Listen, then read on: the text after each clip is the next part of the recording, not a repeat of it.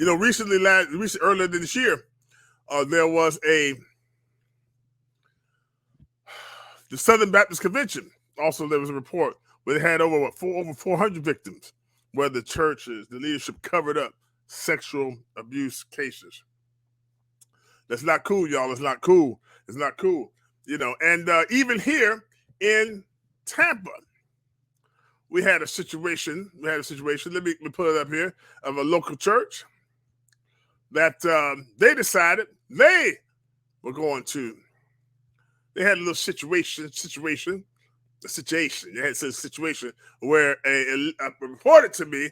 Well, we're gonna put it in the article, but they covered up. They covered it up because guess what? They knew about it. No one was charged. No one was charged to this day. It's back in 2016. Let's read the article, shall we? It says here, for Florida politics, Jacob Ogles, a former youth pastor at a Tampa church, says the allegation of sexual abuse were covered up, and he was fired after telling higher-ups at the Riverhills Church of God. Yeah, Riverhills, Ryan Sharp, Bridge Builders, Yeah, it says Mr. John Lancer worked as a youth pastor at the church in 2016 when janitor Louis Lugo was fired for allegedly exposing himself to an elementary school student, according to the complaint filed by Lancer against the church. The suit details that security cameras in the hallways near bathrooms in the church were removed, and the church leadership in February 2016 noted Lugo disappeared in the building. The minor accused Lugo of abuse in March 2016, about a month after the cameras were gone. Yeah, Riverhills rents out their facilities for schools. There's one over there now. This is Grant Park Academy. There's one autistic school over there now. All right, look at this. The victim of the alleged abuse was an elementary school student at Grant Park Christian Academy, which was rented the school at the time, the church at the time, which rented space for Riverhills Church of God, but relocated shortly after the incident with the janitor. Church officials, according to the lawsuit, said it was the responsibility of the school to report the incident. Did y'all hear me what I said? Huh? Did you hear what I said? They didn't say that they didn't know about it. They didn't say that they didn't know what they're talking about. They said, oh, we know about it, but it wasn't our job to report it. Put your comments down below. Let me know. Now, the school is in your church building. To have the school. Something happens with one of the students in the building, at the school that's at your church. You find out about it, but you don't say nothing because, well, it's the school responsibility because it's one of their students. Yeah, but it was in your building. Let me tell you something. Listen, there's something called mandated reporters. A mandated reporter. Let's pull that up. I want to. There's a mandated reporter. Here it is right here. What is a mandated reporter? Let's read it here. Mandated reporters are people required by law to report suspected or known instances of abuse. In most states, mandated reporters are designated by their profession. But in some states, all adults are considered mandated reporters because mandated reporter laws vary by state. Understanding who is one can be a little confusing. Here, let's go a little further. What is a mandated reporter? I have an individual duty to report known or suspected abuse or neglect related to children, elders, or dependent adults. Types of abuse. Who's supposed to report? Child abuse is one of them. That's social workers, teachers, principals, school personnel, physicians, nurses, healthcare workers, counselors, therapists, mental health professionals, child care providers, medical examiners and coroners, law enforcement officials, pastors, preachers.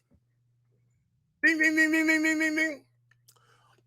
Oh, but Mr. Ryan said, well, it ain't our job to say anything because it's a school. Okay, all right. I say it like this.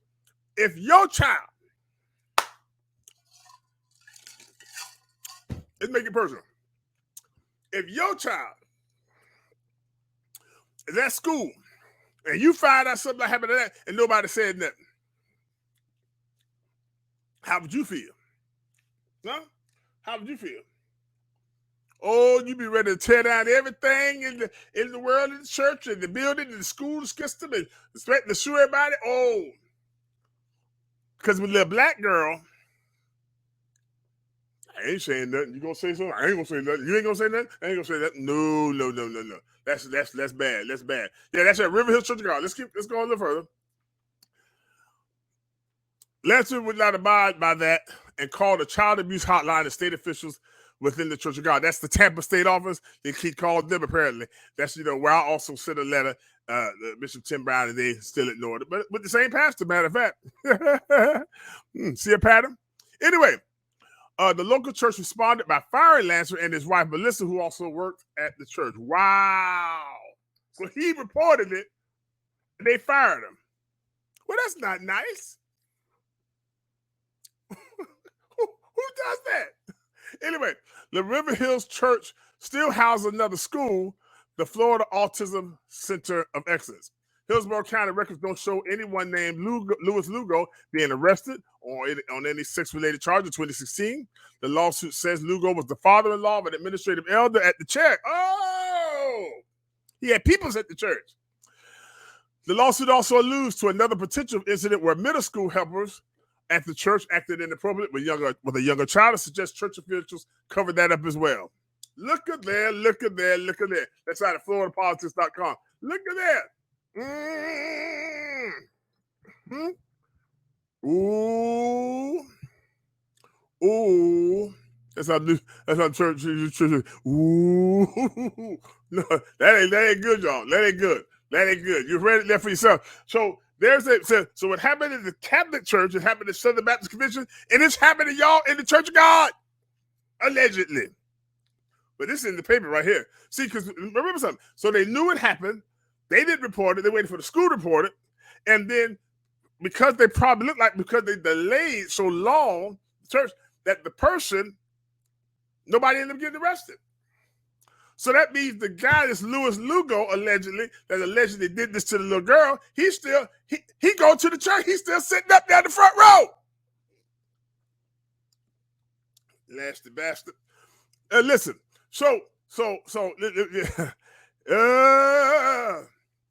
that's ugly. It's ugly. It's nasty. You're nasty. Something. God gonna get you. God gonna get the one who abused that child. God gonna get the pastor Ryan Sharp and all those that covered it up.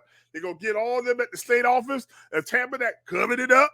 And that was the Tim Hills watch. So we'll get them for covering it up and trying to pay people off. Oh yeah, you can't do that. We supposed to look out for the children and the widows and the old and every. Come on. Oh, that stuff makes me mad. But I got to move. My time is almost gone. But listen, please pray for the churches that they will stop this foolishness. Because I got some more. Cover. That's all that bridge building stuff. Nah. Ain't nothing to that. That's a money laundering scheme. The wash money. They ain't got nothing to do. Ain't got nothing to do with race or the Lord. It's a money laundering scheme, and it's another avenue to easing the LGBTQ plus into the Church of God. But anyway, there you go.